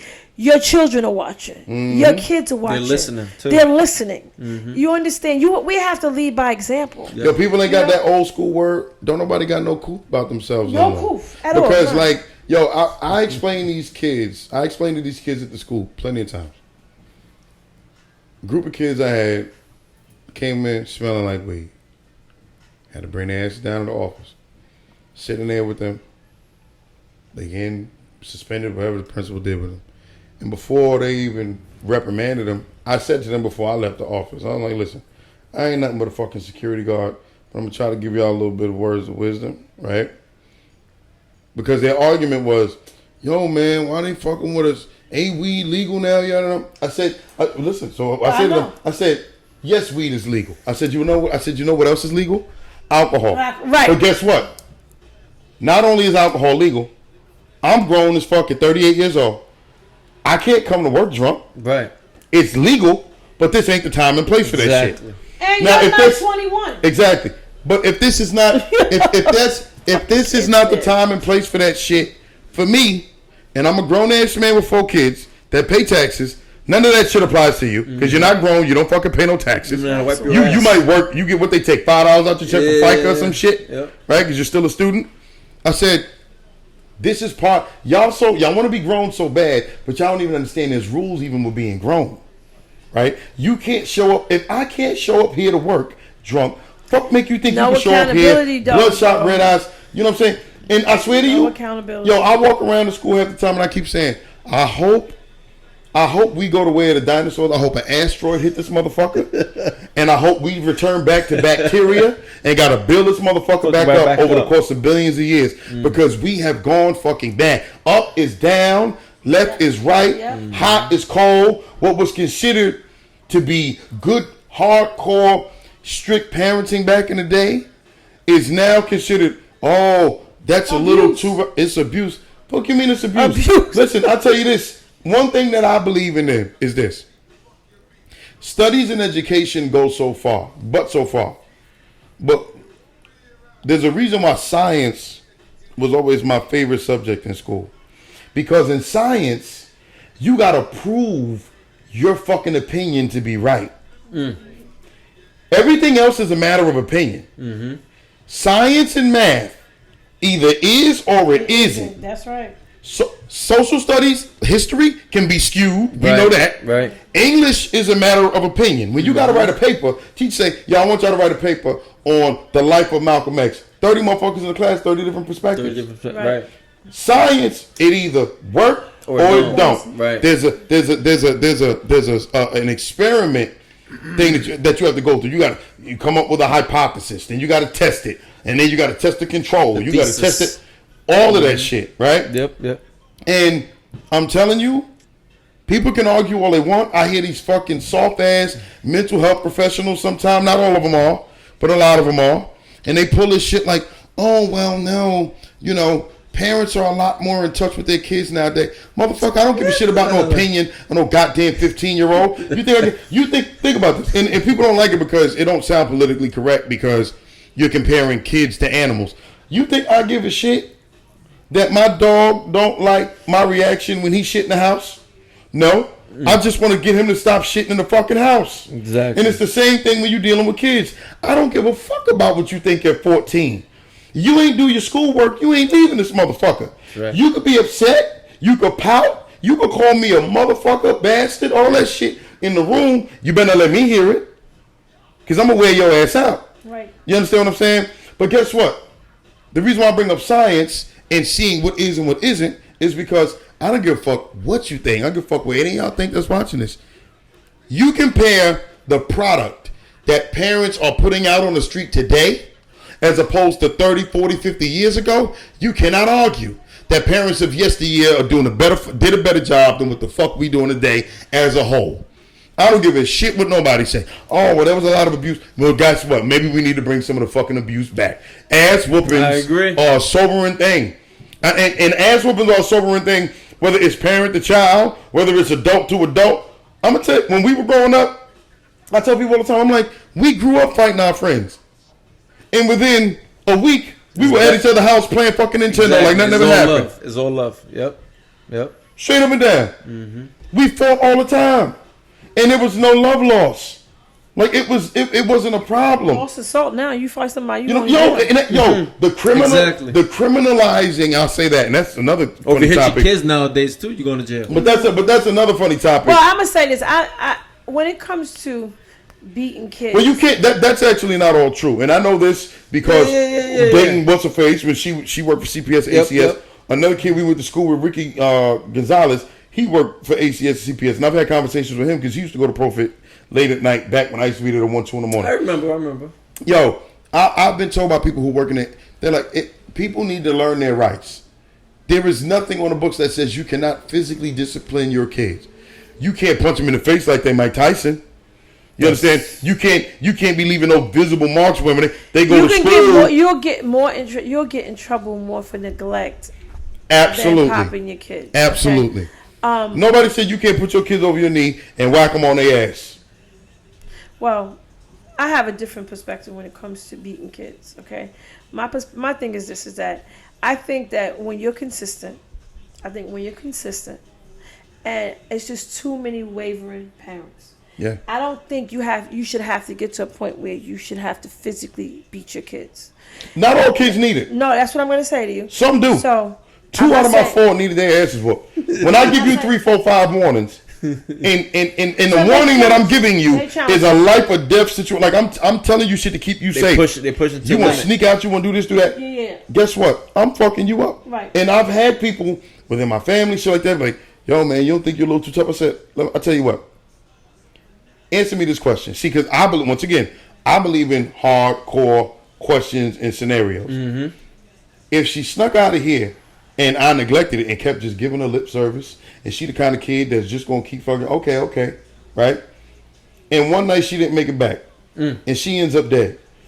Guess who's left holding her? Guess who everybody gonna be looking at like, damn nigga, what the fuck were you? Where the fuck were you? Right. Me? Yep. Right? 200%. So if you're telling me that, and we all know that that's a potential for that to happen. Oh, absolutely. So with that being said, how can you sit and tell me that my reaction, which was obviously less severe than the potential repercussions of her sneaking the fuck out of here, right? She can sneak out of here and die. I gave her a little 2-minute ass whooping. Don't tell me that the ass whooping was horrible because it prevented her from being in a fucking box. Right. You understand what I'm saying? I agree with that.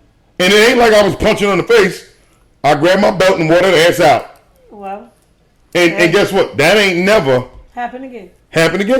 See? Haven't had no problem. They test the waters. They test. You understand what I'm saying?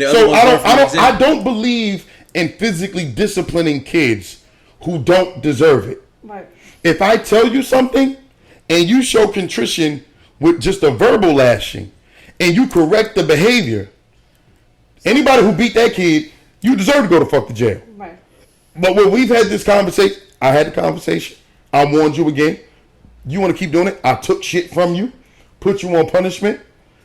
Fourth time, yo, it's the last time I'm talking to you. If you, like Charlie Murphy said, rest in peace, you a habitual fucking line stepper. Right. And we done had this conversation 5 times. Guess what? You wanted the ass whooping. Right. Because you knew what was coming. Mm-hmm. So don't sit here and tell me I was wrong for giving out that ass whooping. I'm sorry. At that point, yeah. 200%. Testing your limits. That's not gonna happen. Absolutely. Because you could go out here ass off in the street, and we know, and I'm not saying it to be anti-cop. We got lots of friends in law enforcement. Your brother, the cops could whoop your ass, but the parents can't. But the parents can't. Yeah, exactly. I birthed you, and once again, I'm not saying we in here and I'm going like I'm fucking Ike Turner. You know what I'm saying? Just whooping ass for no fucking reason. But when there's a valid reason, if that's your discipline tactic, and if it works, it is what it is. At the end of the day, you're consistent with your children. Absolutely. And you're consistent. Like, you know, what I have a problem with is people who have parents beating on their kids who are not consistent with them.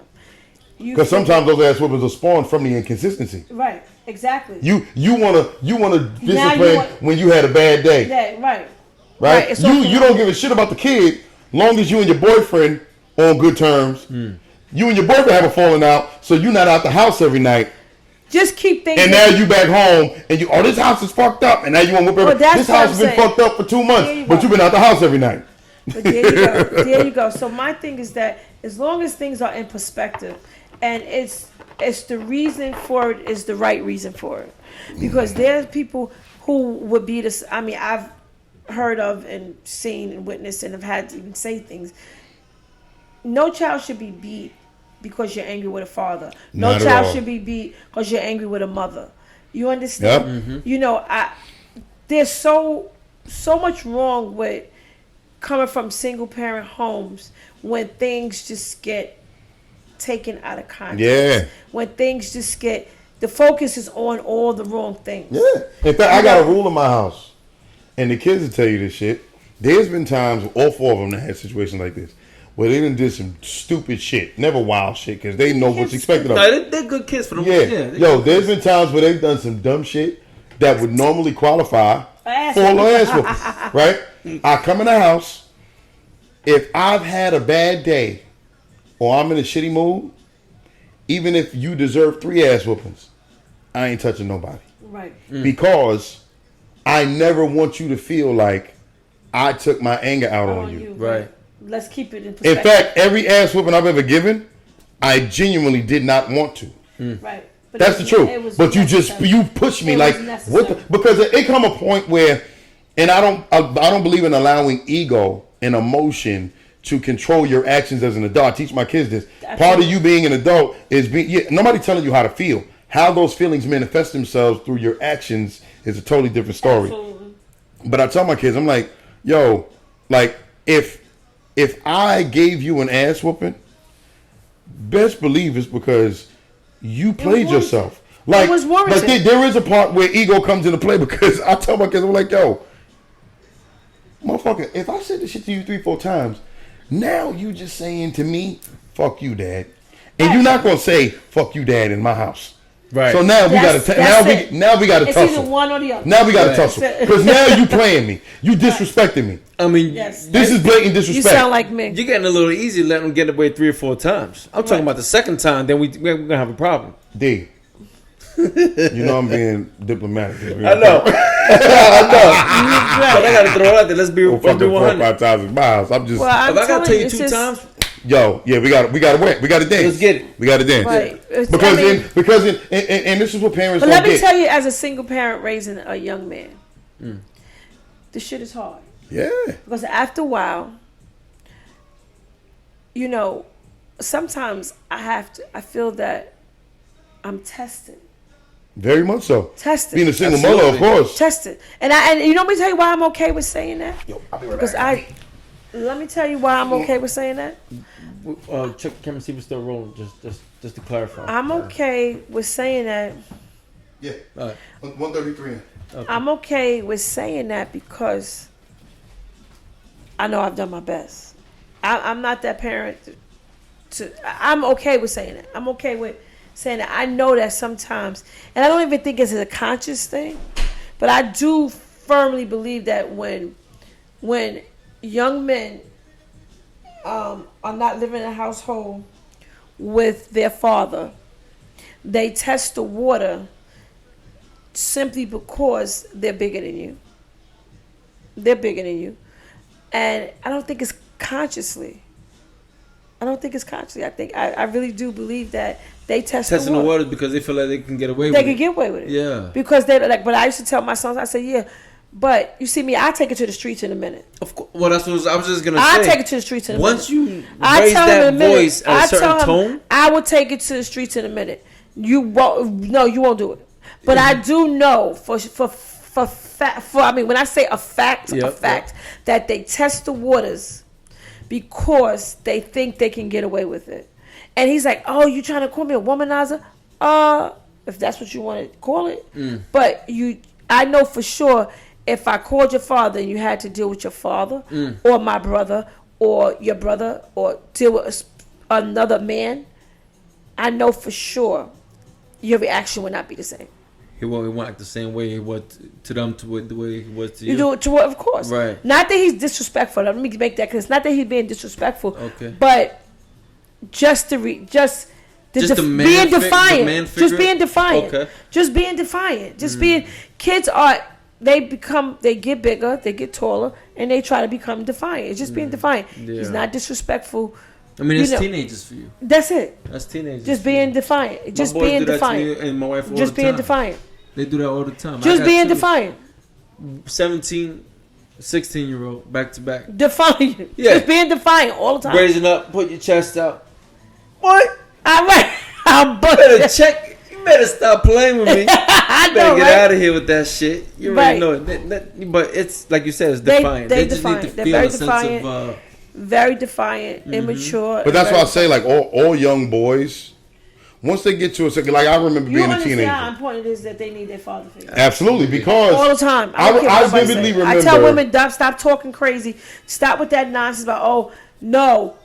Listen, good, bad, and different. I tell women all the time. Where did the kids get the father figure if it's that important, if there's no father in their life? I think that comes from I think that comes from single mothers being smart enough and having a wherewithal and being humble enough to understand that you have to allow you have to allow outside influence. And I'm sorry, maybe I have too much faith That's what in I the was human waiting race in for. some cases. Outside influence. I think that outside influences are always there. But this society today, you no. just have to allow someone to be. And I'm gonna tell you, I'm looking at it from the other side of the spectrum. I can teach my sons everything they need to fucking know. Yep. My daughters, I can't. So what I did was I encouraged my daughters to join these women's groups while they were in school. Nice. Because that allows them to be around people. There's a reason. When I would go train her son, I'll bring my daughters. I'm a single father. They need to be around strong women like her to see what it is. You know what I'm saying? Like whoever, if I'm dating somebody that's a great influence, I have my kids around them. I have my kids around my daughters in particular because they don't have that female presence because their mom is not around. And once again, that's me acknowledging that that's not admitting fault or weakness. It's pure fucking science. I'm not a fucking woman. Right. Contrary to what anybody might believe, like you could be. No, motherfucker, I'm not a woman. Right. I wasn't born a woman. I wasn't raised a woman. None of that act shit. like one if you wanted to. Exactly. So my point is like a lot of women need to understand. Now I'll say this: it is tougher for women to allow a man to come in to teach the young boy how to be a man than it is for me to just turn over the reins and allow my daughters to, let's say, hang out with somebody with the sign up for the day. Because teaching a young man to be a grown man, there's tough lessons that come with that mom might not want to witness another fucking guy doing. Right. And that's just the truth. Because like, we might have to dance in this motherfucker. You might need to leave for a little bit. Because that's what young men need. They do. But that's what young men need. The biggest problem, what happens is, and I can speak from experience, is that when you have young men who have unresolved issues with their own dad, it's very hard for them to allow other people in. It's very hard for them to allow other people in, especially when they have a father who is active in their life but it's a toxic relationship. That too. So it's very hard.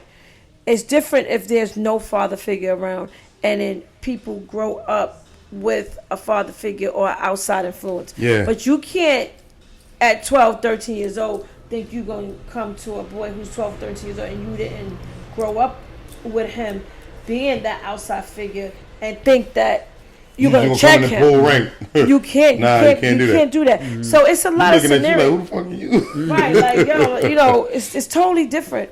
So I know for sure that it's very hard for a young man to allow other outside sources help him. Was like, yo, no, me and you been fucking riding for the longest. They think they become men of the house. I know. I have to tell Joe, I tell Joe all the time, no, you're not a man. You're not the man of this house. Yeah. You're but you want to know something? That's where, see, now that's a whole nother good point. And we say that as we wrap this up. Wait, I just wanted to hear her point, though.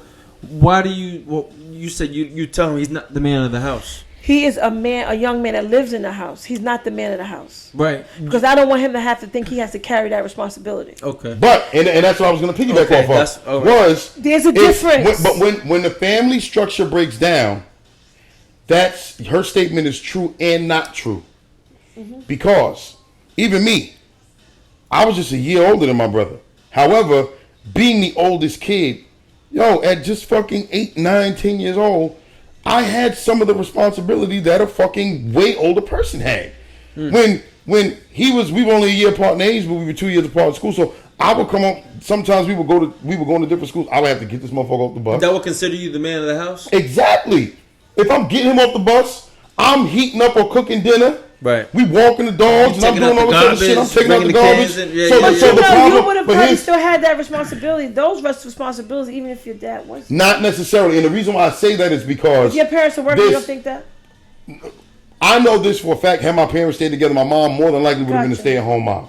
Because the job my dad had prior to him losing it because he got wrapped up in the street shit. Necessarily true. Your mom might just want to get a job just because. Nah, my mother will tell you she would have fucking been a stay-at-home mom. Yeah. Or if she was working, she would have been working part-time because she wanted to. So what is it that you need me to clarify? But my point is that when the male figure gets erased, and you have a boy in particular that is amongst that either is the oldest or is amongst the oldest, and he has all this extra responsibility. And I'm gonna tell you, from my mindset, my dad was locked up and wasn't around from the time I was about 6 or 7 till I was about 10. During that time, like anything happened, I was handling that shit. Fire in the house, my mother at work, nigga, get your shit, we out. Like, my mom would work late at night. We in this big ass house by ourselves. There's a noise downstairs. I'm going to check that shit. Little shit like that that happens over the course of time. You develop this attitude because I'm the one that I'm handling shit that dad would have been doing if he was here. Right. So now dad comes back in the picture, and there was this minor struggle for a little bit of time because he's like, yo, you ain't doing this, you doing that. I'm like, motherfucker, I've been handling this shit the whole time you've been gone. Exactly. What the fuck you talking about? Exactly. You know what I'm saying? Right. And that's the part. Now, the longer that goes on, the more difficult dad arriving back into the equation in any capacity becomes. Because it's like, yo, nigga, we got this covered. Where the fuck you been? So now for me, you know what I'm saying? Like, that's so really my what it scenario becomes. is a different scenario. So my scenario is this: is that when Joseph played basketball, whenever Joseph did as a kid, I never, my daughter being disabled, nothing deterred me from him being a kid. I never made him do things that, or anything other than, like, say, he had to wash dishes, he had to keep his room clean, he had to clean the bathroom clean, he had to take the garbage out at night, teenage shit, stuff that he had to do. Other than that, I always tried my best to allow him to be a kid straight across the board. Keep the innocence in him. Keep straight across the board. I did that. But when he would go and visit his dad on the weekends, it was totally the opposite. So now that's where the conflict and the struggle comes from. You mean the total opposite when he was there or when he came back? No, when he was at his dad's house, his dad treated him like an adult, meaning that they were friends. Okay. Exposing him to too much. Yeah. The conversations, the sharing. inappropriate things with him. So now, this is where the identity crisis comes from. Okay. This is where he starts to think, like, you know, he was a skateboard kid. He was a kid that wanted to be loved skateboarding and stuff like that. But when he goes over there, his father encouraged him to buy Jordans and all of these things. I never had none of those problems with him. Mm-hmm.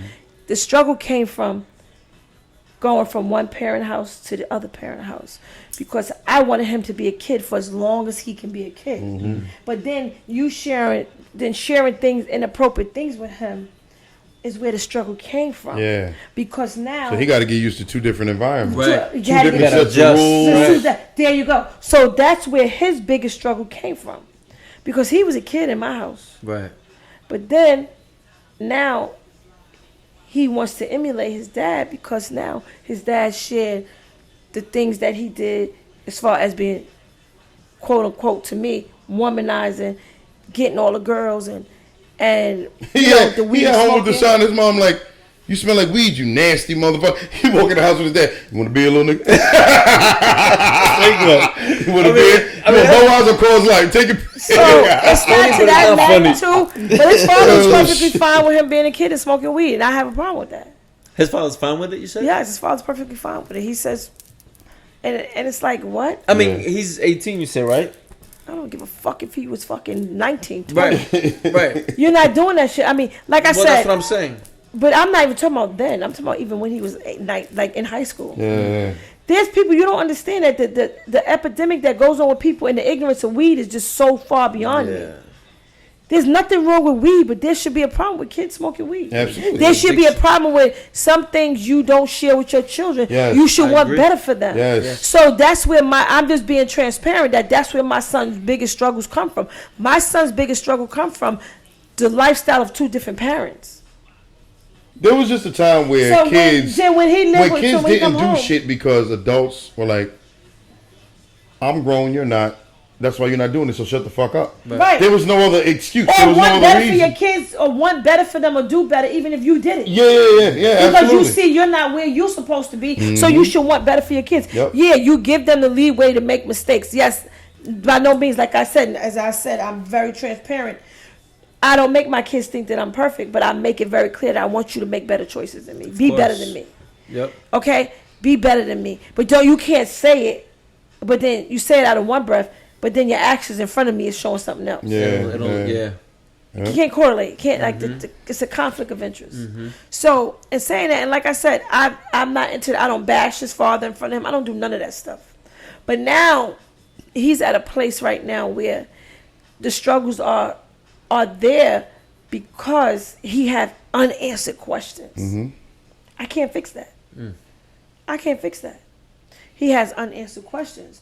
So now, with him being in a household now, being 18 years old, being an 18-year-old young man, so now he looks like, oh, I don't want to go to college. I want to work. I need to be making my own money. I don't need to be asking you for no money. Where do you think that come from? Now he wants to be the man of the house because now he remembers my struggle. He remembers all these things. So now, yeah, but the only way out that struggle is education and getting your shit together. 200%. But look at where the struggle come from. But look at where that's my response is. Yeah. But then I have to empathize with him where it comes from. Yeah, but that's a short-sighted mindset. Because you're looking at the here and now. Oh, I'm making my little $20 an hour. Right. Yeah, that's good at fucking 18, 19. Exactly. But once again, we all know that shit ain't going nowhere as far as adult life on Long Island. And guess what? And it's only as good as when you home with your mama or your daddy. Yeah. That stuff ain't that. Exactly. You can't even rent a room for under $1,000 on fucking Long Island. Exactly. You can't even. So where you going with that $20? That shit don't mean nothing to nobody. It's these kids don't understand. But yeah, man, it is what it is. But yeah, we're gonna wrap it up because we've been at this for an hour and 30 plus minutes, 34 minutes. You got to come back though. Thanks for having me. I'm gonna have more white wine next time you come back. You ain't gonna curse me out when you walk in this motherfucker. Walk in here. Thanks for having me. Well, thanks for having me. Where's the wine? I enjoyed myself. Man. But yeah, definitely, y'all go check her out on Instagram. It's at Tashana's Kitchen. It's T as in Tom, A, S as in Sam, Everything will be in the description. Yeah, N as in Nancy, A, S, Kitchen. She has a website, www.tashanaskitchen.com. Catering with a passion, cooking from the heart. That's her motto, her slogan. Once again, for us, you can follow us on Instagram, JMW_Fitness New York. Facebook, we go live for the first few minutes under my page, Jamel Patterson. And on YouTube, follow us, like, and subscribe. You get notifications for any additional programming that we update. We'll have some workout videos coming up, being that I'm back in action. Yes, sir. After getting slowly sliced but open. surely, right? Yeah, We're gonna get man. I'm taking my time. Yeah. Taking my time. And these are Yeah, y'all that's gonna what I see tell me the in doctor. boot camp. Y'all gonna see me in boot camp. Maybe in the summertime. I gotta get some of this COVID weight off of me. But man. I think I'll be calling Danny or Jamel. Danny gonna come and give me some boxing lessons. Yeah. But thank y'all for tuning in. Appreciate y'all. Thanks for having me. See y'all next week. Thank you for coming out. Peace.